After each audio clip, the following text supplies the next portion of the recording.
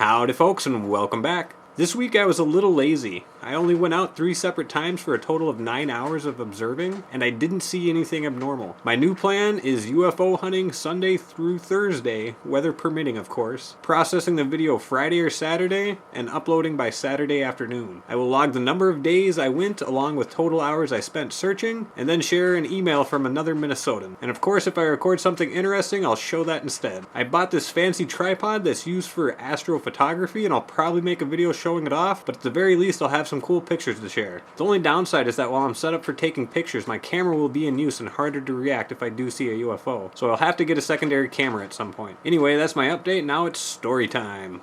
I have 2 sightings that were about a couple months apart. Both sightings I just let it go as a brief and odd experience. Both sightings were in 2017. The first was in the spring around April or May. It was Sunday morning around 11 a.m. Skies were clear and it was sunny. My wife and I had left the Target store in Otsego. We were traveling east on Highway 10. My wife was driving and I was in the passenger seat. Something caught my eye, and at first I thought it was one of those silver balloons you can buy at a party store. I soon realized it wasn't a balloon. It was a silver orb hovering above the Mississippi River. I guesstimated it was hovering about 200 or 300 feet above the river. I jokingly said to my wife that there was a UFO above the river and pointed. She briefly looked over to where I was pointing and said, "Oh yeah, I see it." As we kept rolling down the road, she glanced at it a couple times. I had kept watching it for a couple minutes. It didn't make any movements or emit any light. It just reflected light. I quickly looked at my wife, then I looked back at the orb, then suddenly it just went poof and disappeared. When we got home, I jokingly said to my kids that we seen a UFO. They blew it off as the old man was just BSing them. Every so often I ask my wife if she remembers it, and she says, "Oh yeah."